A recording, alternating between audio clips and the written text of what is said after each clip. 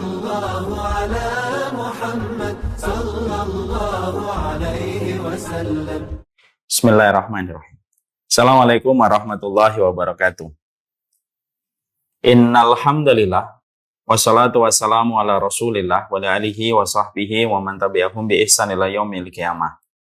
Kepada seluruh para penuntut ilmu, terutama kepada komunitas Sahabat Wijaya dan kepada seluruh keluarga Taman Ilmu yang hadir pada kesempatan sore kali ini, yang semoga Allah senantiasa memberikan kepada kita basirah dan senantiasa memberikan kepada kita furqan pada kehidupan kita.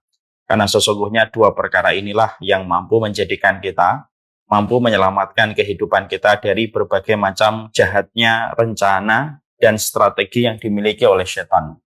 Basirah itu adalah ilmu yang berdasarkan petunjuk. Furqan itu merupakan sebuah petunjuk yang mampu menjadikan kita membedakan antara yang hak dengan yang batil. Inilah yang menjadi satu hajat kita yang besar pada kehidupan kita.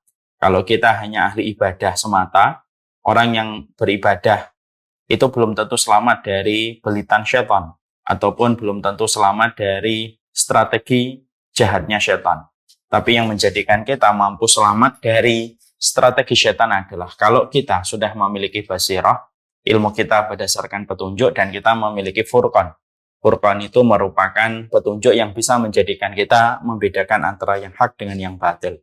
Nah, inilah yang menjadikan kita paham kematian satu orang berilmu itu lebih disenangi oleh setan daripada kematian 1000 ahli ibadah. Karena ahli ibadah itu sangat mudah. Mereka dipermainkan oleh iblis dan dipermainkan oleh setan. Adapun orang yang betul-betul berilmu di atas basirah, di atas furqan, maka sesungguhnya mereka tidak akan mudah digoyangkan dan digoyahkan oleh setan pada kehidupan ibadah mereka kepada Allah. Semoga kita senantiasa memiliki basirah dan senantiasa kita memiliki furqan pada kehidupan kita. Alhamdulillah, tentunya senantiasa kita bersyukur kepada Allah atas seluruh nikmat yang Allah berikan pada kehidupan kita. Dan semoga kita senantiasa mampu menghadirkan kesyukuran pada setiap apapun yang kita peroleh dan kita dapatkan. Semakin kita bersyukur, semakin Allah memberikan kepada kita setidaknya 3 janji. Ada kelapangan, ada kecukupan, dan tentunya ada keberkahan yang pasti kita dapatkan. Siapapun yang dia tidak mampu untuk berusaha bersyukur setiap waktunya, maka setidaknya ada yang hilang pada kehidupannya. Akan hilang kelapangan, akan hilang kecukupan, akan hilang ketenangan dan keberkahan di dalam hidupnya. Inilah yang menjadikan kita paham, syukur itu bukanlah anjuran, syukur itu bukanlah nasihat, tetapi syukur itu merupakan sebuah kewajiban karena kehidupan ini akan rusak dialami oleh setiap manusia ketika manusia itu tidak menjadi hamba yang bersyukur kepada Allah dalam setiap episode kehidupan mereka. Semoga kita senantiasa memiliki konsep bersyukur kepada Allah setiap waktu dan setiap saatnya. Amin insyaallah. Seluruh para penuntut ilmu yang semoga Allah rahmati dan Allah berkahi. Salah satu tugas kita di dalam kita beribadah kepada Allah Subhanahu wa taala yaitu adalah bagaimana kita menghadapi 3 yang harus senantiasa kita temukan di dalam langkah perjalanan hidup kita. Bahwasanya kehidupan kita di dalam beribadah itu ada 3 yang pasti kita hadapi, yang tentunya 3 perkara ini tidaklah 3 perkara ini kecuali mereka memiliki satu tujuan yang sama, yaitu adalah mencerai beraikan kita dari jalan Allah yang lurus. Yang pertama adalah kebodohan, di mana setiap manusia pada dasarnya itu adalah bodoh.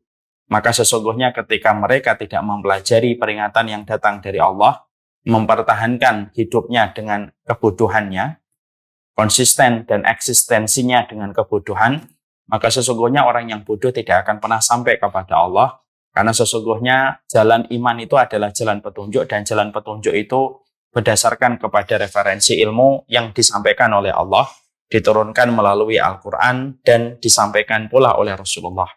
Makanya Allah menyampaikan kepada kita di dalam surat Muhammad, fa'lam annahu la ilaha illallah.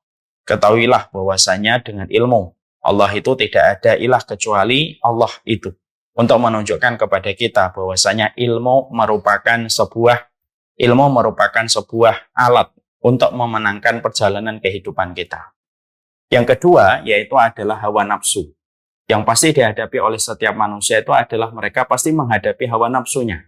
Kita akan menghadapi berbagai macam hawa nafsu yang ada pada diri kita. Di mana hawa nafsu ini diciptakan oleh Allah untuk kita memiliki dua sisi. Ada sisi kebaikan, ada sisi keburukan. Sisi kebaikannya, hawa nafsu itu bisa menjadikan kita menjalani kehidupan. Kita bisa punya istri, kita bisa punya suami, kita bisa punya keturunan, kita bisa, kan itu dengan adanya hawa nafsu. Kalau diletakkan pada perkara mubah dan kalau diniatkan ibadah maka menjadi sebuah ketaatan. Tapi ada hawa nafsu yang sejatinya bisa merusak, yaitu adalah hawa nafsu yang tentunya diletakkan pada porsi yang berlebihan dan disalahgunakan dalam berbagai macam hal untuk memuaskan dirinya. Maka ini merupakan sebuah perkara yang harus dihadapi oleh setiap manusia. Bagaimana manusia itu harus menghadapi setiap harinya hawa nafsu yang menempel pada dirinya. Dan itu merupakan perkara yang sejatinya ditemukan dan ditemui oleh setiap manusia dimanapun mereka berada. Yang ketiga, manusia itu akan menghadapi setan. Makanya setan itu akan ditemukan oleh manusia dalam perjalanan dia ketika mereka menuju kepada Allah. Tidak ada makhluk yang paling benci perjumpaan manusia dengan Allah kecuali adalah setan. Tidak ada makhluk yang paling membenci bagaimana konsisten kita dan istiqomah kita di atas apa yang diajarkan oleh baginda Nabi kecuali adalah setan. Dan itu akan ada terus di dalam perjalanan kehidupan kita. Makanya Rasulullah SAW menyampaikan di dalam salah satu riwayat yang sahih bahwasanya Nabi SAW mengatakan al-mu'min baina khamsi syada'id. Orang mukmin itu pasti akan menemukan 5 rintangan dan 5 penghalang ketika dia menuju kepada Allah Subhanahu wa taala. Yang pertama, mukmin yahsyuduhum. Yang pertama, mukmin yang hasad kepadanya. Yang kedua, munafik yubghiduhum. Yang kedua, munafik yang senantiasa membenci orang yang taat kepada Allah ketika beriman kepada Allah Subhanahu wa taala dan mengikuti Rasulullah sallallahu alaihi wasallam. Yang ketiga, al-ahwa tunazi'uhum. Yang ketiga itu hawa nafsu yang senantiasa menyeret dia meninggalkan jalan ketaatan. Yang keempat, syayatin tudilluhum. Yang keempat itu adalah setan yang membuat bagaimana jalan-jalan sesat itu bisa begitu menarik kita supaya kita terperosok kepada jalan kesesatan itu. Dan yang kelima adalah wal kufar yuqatilunahum, yaitu orang yang tidak beriman yang memerangi orang-orang yang beriman. Maka di situ kita menjumpai 2 di antaranya yang tadi kita sebutkan. Perjalanan manusia itu begitu ketika mereka menetapkan tujuan mereka kepada Allah, maka dari hadis yang disampaikan oleh Rasulullah, ya setidaknya ada 3. Ada kebodohan yang kita hadapi, ada hawa nafsu yang senantiasa menghalangi kita melakukan ketaatan, akhirnya kita tidak bisa memaafkan, akhirnya kita tidak bisa ridho, akhirnya kita tidak bisa bangun di tengah malam, itu hawa nafsu. Dan yang ketiga adalah setan. Asyayatin tunazi'uhum, yaitu asyayatin tudilluhum, setan yang menyesatkan pada kehidupan kita. Makanya setelah kita paham bahwasanya dengan basirah yang kita ketahui bahwasanya kita menghadapi kebutuhan, kita belajar. Kita menghadapi hawa nafsu berarti kita harus mempelajari tentang tazkiyatun nafs kita. Dan ketika kita paham yang kita hadapi adalah setan yang membuat ketersesatan dalam kehidupan kita, maka sesungguhnya disitulah kita harus paham. Kita harus mempelajari bagaimana strategi setan, bagaimana pola serangan yang dilakukan setan kepada manusia, supaya akhirnya kita mampu selamat. Karena mengetahui strategi musuh, maka menjadikan kita mudah untuk memenangkan pertarungan. Yang sejatinya pertarungan ini merupakan pertarungan abadi antara orang yang beriman dengan setan. Itu merupakan pertarungan abadi yang tidak akan pernah berhenti. Semenjak bumi ini berputar sampai nanti bumi ini berhenti. Dengan adanya hari kiamat yang Allah turunkan dan tetapkan pada kehidupan kita. Nah inilah yang menjadikan kita akhirnya, kita kenapa membahas menang melawan setan? Karena misi bagi orang yang beriman itu simpel. Dia bisa melawan kebodohan, dia bisa memenangkan hawa nafsunya, dan dia bisa memenangkan pertarungannya dengan syaitan. Maka inilah yang menjadi misi kehidupan orang yang beriman ketika mereka menuju kepada Allah Subhanahu wa taala. Sekarang kita akan mempelajari Di antara strategi setan yang telah begitu banyak kita bahas pada pertemuan-pertemuan yang telah kita lewati, sebelumnya kita telah membahas bahwasanya strateginya setan itu adalah bagaimana setan itu sering menjadikan kita menggagalkan niat ibadah yang kita lakukan ketika kita dituduh oleh setan. Kalau melakukan ibadah itu nanti kamu akan menjadi riya.